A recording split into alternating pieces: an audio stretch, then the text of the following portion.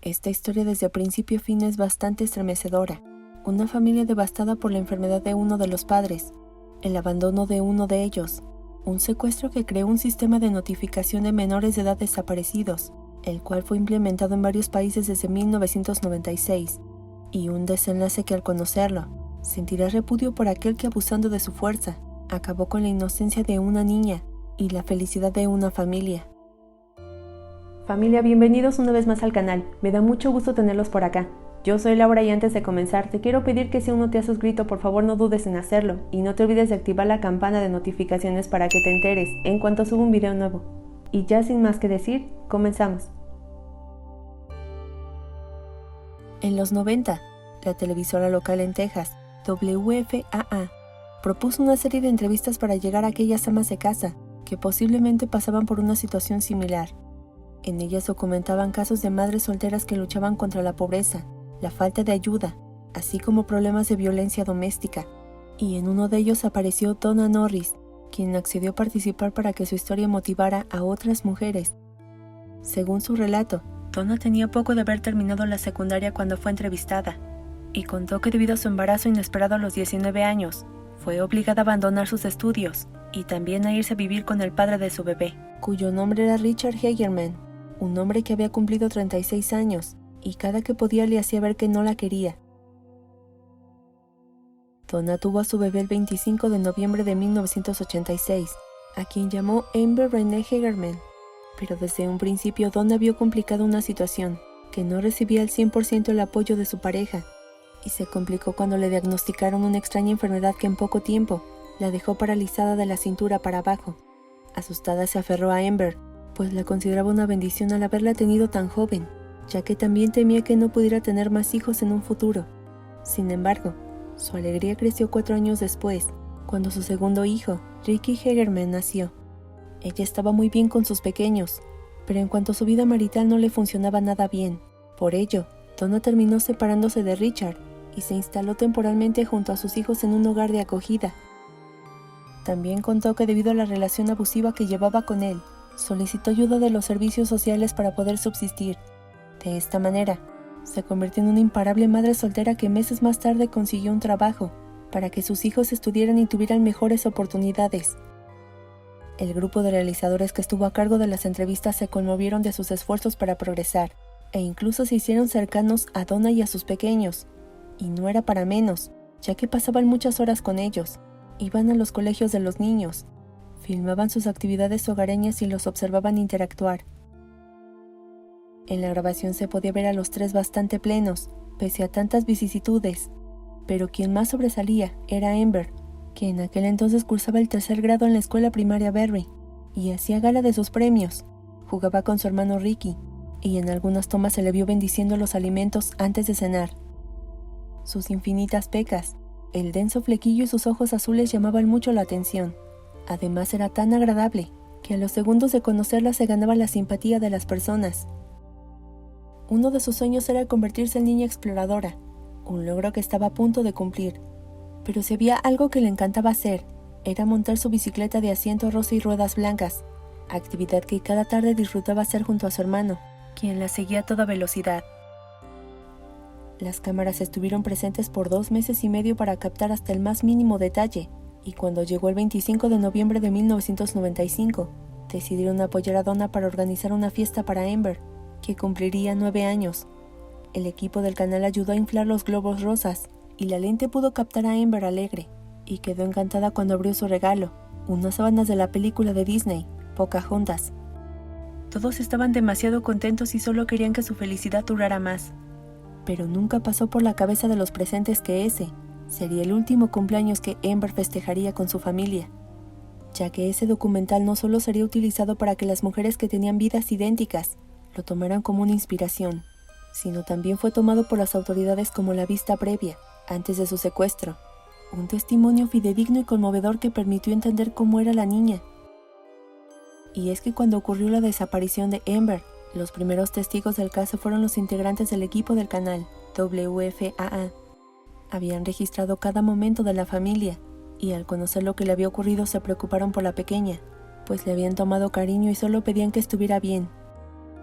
Y es que de acuerdo con los reportes de la policía, al igual que las declaraciones de Donna, el secuestro ocurrió de la siguiente manera. Durante la cálida tarde de invierno del miércoles 13 de enero de 1996, Donna y sus hijos salieron de su apartamento ubicado en un complejo al este de Arlington, pues irían al parque, y luego a almorzar al Burger King que estaba cerca de su hogar. Luego de finalizar su almuerzo, fueron puerta por puerta vendiendo entre amigos y vecinos galletas hechas por las niñas exploradoras, en donde Amber también había participado. Al estar cerca de la casa de sus abuelos maternos, Glenda y Jimmy Whitson decidieron visitarlos. Los niños eran los más encantados ya que su jardín era amplio y la calle era de las más seguras. Por ello les permitieron andar en bicicleta sin miedo a que algo les pasara. Era alrededor de las 3 de la tarde cuando la niña pedaleaba en su bicicleta rosa. Cantaba America the Beautiful, y como ya era costumbre, su hermano menor Ricky, de 5 años, iba detrás de ella. Prometieron no ir más allá de una cuadra, pero creyendo que era una buena idea desobedecieron a su mamá, y siguieron unos metros más hasta la calle Eats Abram, donde estaba el estacionamiento de una tienda de alimentos abandonada llamada Winn-Dixie, que llamó la atención de la niña, pues había una divertida rampa para bicicletas.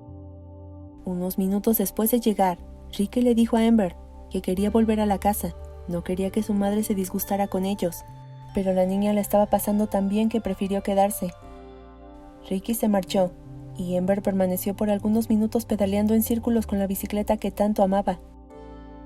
De pronto, un hombre entró rápidamente con su pick-up negra al estacionamiento, se bajó corriendo, la agarró por la fuerza mientras sus piernas quedaron pedaleando en el aire, la metió en la camioneta, y antes de partir, Amber lanzó un grito estremecedor, y aunque había personas transitando, nadie se acercó a ayudarla. El hombre fue más rápido, y en segundos escapó a toda velocidad. Lo anterior se sabe por las declaraciones que dio el único testigo que vio la escena desde su jardín trasero. Jim Gable, el maquinista jubilado de 78 años, desesperado buscó de dónde provenía, y quedó sorprendido al ver claramente el secuestro. El hombre rápidamente entró a su casa y llamó a la policía, que demoraron solo unos minutos en llegar al lugar de los hechos. Consternado describió al atacante como un hombre blanco o hispano, de entre 25 y 40 años, medía aproximadamente unos 80 metros de altura, y su complexión era mediana. Al tiempo en que Jim Gable relataba lo que había presenciado, un hombre llegó al sitio. Se trataba de Jimmy, el abuelo de Amber, que al ver a Ricky llegar solo, le preguntó en dónde estaba su hermana, a lo que el menor de edad le indicó la ubicación, y decidió ir a buscarla pues no quería que Amber se quedara sola por ahí. Pero su cara cambió al horror al ver en el estacionamiento la bicicleta tirada de su nieta. No sabía qué ocurría. Se acercó a la policía y preguntó qué sucedía, a lo que las autoridades le indicaron sobre un secuestro de una menor de edad. Fue entonces cuando se desmoronó. En ese momento la vida de los Whitson Hegerman se transformó en una dramática noticia nacional. Amber había sido privada de su libertad a plena luz del día, y lo más indignante, a la vista de muchos. Por un tiempo se dedicaron a buscar a Amber, incluso su padre biológico, que estuvo presente cuando Jimmy Whitson le informó a la familia lo sucedido. Donna era la más afectada, no cabía en su cabeza lo que había sucedido, y no quería estar sola. Por ello temporalmente se instaló en casa de sus padres hasta que todo pasara, pues estaba con la pequeña esperanza que el secuestrador regresaría a su pequeña sana y salva. Decenas de voluntarios se sumaron a la desesperada familia. Helicópteros sobrevolaron el área. El FBI llegó al estado de Texas para colaborar en el caso, e incluso medios de comunicación participaron en la labor de rescate, pero fueron intentos fallidos, pues 4 días después de su desaparición, es decir, el 17 de enero, las esperanzas de la familia quedaron definitivamente sepultadas, ya que un hombre que paseaba a su perro, a 8 kilómetros de donde había sido secuestrada, halló sus restos en un canal de desagüe, cerca de un complejo de apartamentos llamado Forest Ridge. El cuerpo de Amber estaba boca abajo, le habían quitado la ropa, tenía el cuello cortado, presentaba moretones en todo el cuerpo y solo llevaba puesto un calcetín en su pie derecho. Ahora venía lo más difícil, decirle a la familia lo sucedido, y cuando la policía tocó el timbre de los Whitson, se rehusaron a creerlo, sobre todo Donna, que los culpó al no permitirle ver a su pequeña, pues los oficiales le indicaron que no era conveniente, ya que estaba demasiado lastimada y esa imagen no la podría olvidar. Y es que de acuerdo con los servicios de peritaje, su muerte ocurrió el 15 de enero, 2 días después de su desaparición, a manos de un despiadado captor. Además, se determinó por los estudios de la autopsia que había estado viva durante 48 horas y había sido torturada antes de morir. También revelaron que Amber había sido violentada sexualmente y golpeada varias veces, mucho antes de que este hombre la hiriera del cuello, y luego, con una frialdad que causó repudio entre los médicos forenses, la arrojó al arroyo del drenaje. Intentaron obtener pruebas del agresor, pero según el sargento a cargo de la investigación, Mike Simmons, el causante fue muy astuto, pues hubo una gran tormenta, y Amber no solo estuvo sumergida, sino que el agua limpió toda la evidencia. Este caso se volvió un hecho mediático. Los padres de la localidad no podían imaginarse el dolor por el que atravesaba la familia, en especial Donna. Se cuestionaban que de haberla buscado en el lugar correcto, podrían haberla salvado. ¿O acaso el captor la tendría en otro lugar, y solo había ido ahí para acabar con su vida? Dudas que jamás podrán ser resueltas. Ni tampoco por qué no había más testigos, si había gente en el lugar. ¿Por qué nadie hablaba? Era muy difícil digerir esta falta de compromiso como sociedad, pero el silencio fue la única respuesta que se obtuvo. La tragedia unió a los padres de Amber, quienes gritaban con lágrimas en sus ojos que la muerte de su hija no sería en vano. El apoyo que recibieron fue impresionante. A Donna le llegaban cartas, peluches y regalos como condolencias por la muerte de su hija. Los acompañaron a sepultar los restos de su pequeña en el cementerio de la iglesia metodista de Arlington, al tiempo en que exigían justicia. Esto los hizo muy fuertes, pero Donna no resistió cuando al regresar a su apartamento, que por años había compartido con sus hijos, vio las pertenencias de Amber. Su ropa, expresó Donna en una entrevista ofrecida al canal WFAA, que aún conservaba su aroma. Es como si la niña estuviera en esencia. Y sin más guardó sus cosas debajo de la cama, pues tenía por quién seguir viviendo, ya que su pequeño Ricky, que en ese momento tenía 5 años, se culpaba insistiendo que no entendía por qué la había dejado sola. Y mientras Donna y Ricky luchaban con todas sus fuerzas para salir adelante, la policía organizó un grupo de 50 elementos para buscar pistas y dar con el responsable. Vieron decenas de veces los videos de las cámaras cercanas a los apartamentos donde se encontró el cuerpo, pero no aparecía algo interesante. Solo estaban seguros de algo, que el asesino vivía o trabajaba muy cerca del lugar. También creían que vivía solo, ya que la había tenido cautiva, y que además conocía a la perfección el área donde había tirado el cadáver. Pero los meses pasaron y la frustración se hizo presente, principalmente por los testigos. ¿Cómo era posible que las personas que estaban en los locales cercanos no hubieran visto nada? ¿Por qué nadie quería aportar datos? Y ante esto la policía creyó que la causa era que el único testigo había informado que el secuestrador lucía como un hispano, y como en esta zona había muchos inmigrantes ilegales, temían que al hablar fueran deportados, o peor, que fueran inculpados.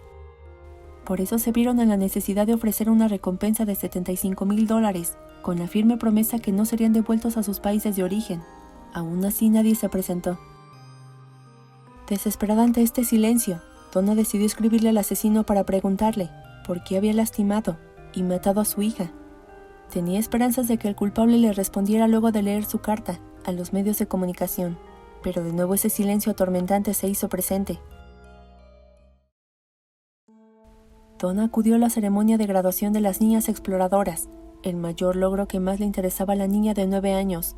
Se contuvo de llorar pues no quería asustar a sus compañeras, pero en donde se quebró fue un año después, específicamente en su cumpleaños número 10.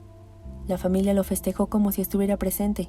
Compraron un pastel, encendieron 10 velitas, cantaron feliz cumpleaños y comieron sin repetir más rebanadas, pues el bocado se quedaba en su garganta ante el dolor tan profundo que sentían.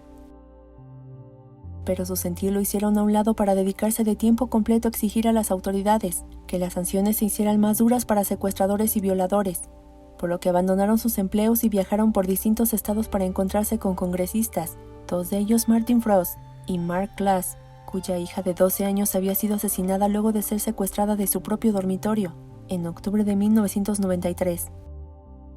La presión tuvo muy buena aceptación para lograr que el acta de protección infantil, Amber Hegerman, fuera firmada por el entonces presidente de los Estados Unidos, Bill Clinton, estableciendo de esta manera un registro nacional de delincuentes sexuales. Y no solo consiguieron eso, sino también el Alerta Amber, aquel sistema que se encarga de emitir información respecto a un niño secuestrado o desaparecido. Y todo fue gracias a una idea que brindó una radioescucha, quien molesta llamó a una radiodifusora para reprocharles que se empeñaban más en reportar el clima, y que de haber indicado el color de la camioneta que se había llevado a Amber, posiblemente la historia habría sido muy diferente. Y finalizó la llamada solicitando que en caso de ponerla en función, lo justo es que llevara el nombre de la menor de edad. Rápidamente la idea se expandió ese mismo año, y 7 estaciones de radios locales establecieron un sistema de alertas, llamadas Amber Hegerman. Más tarde se volvieron acrónimos cuya traducción al español es algo así como Respuesta Americana de Emergencia para la Desaparición. Y es que cuando Amber se activa, se comienza a compartir información para que cualquier ciudadano contribuya al rescate. De esta manera, desde el 1 de enero de 2013, las alertas Amber son usadas en 50 estados de Norteamérica y en más de 30 países en el mundo, lo que ha permitido que muchos desaparecidos fueran devueltos a sus familias.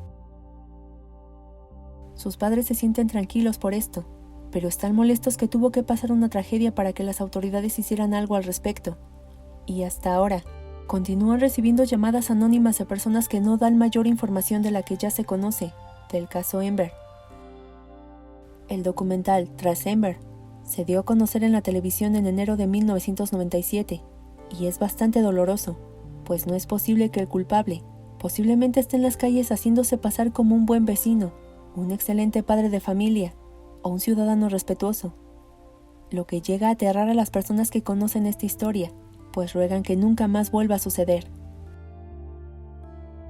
De Amber solo queda el recuerdo de una niña alegre, con ilusiones truncadas y sueños sin realizarse. Su mural, hecho por artistas tejanos, fue colocado para crear conciencia de lo sucedido, pues esta tragedia le arrebató las ganas de vivir a una familia, que hasta ahora esperan recibir una noticia, aquella que les informe que el agresor de Amber fue encontrado y que recibirá el castigo que merece. Pues familia, eso es todo por este día, espero que te haya gustado, y si es así, por favor regálame un like y compártelo con tus amigos y conocidos para que nuestra familia sea cada día más grande. Yo soy Laura y ya sabes que te espero en el próximo video con una historia nueva, que seguramente será aún más estremecedora. Familia, que tengan un bonito fin de semana, les mando un abrazo muy fuerte hasta donde estén, cuídense mucho y nos vemos en el próximo video.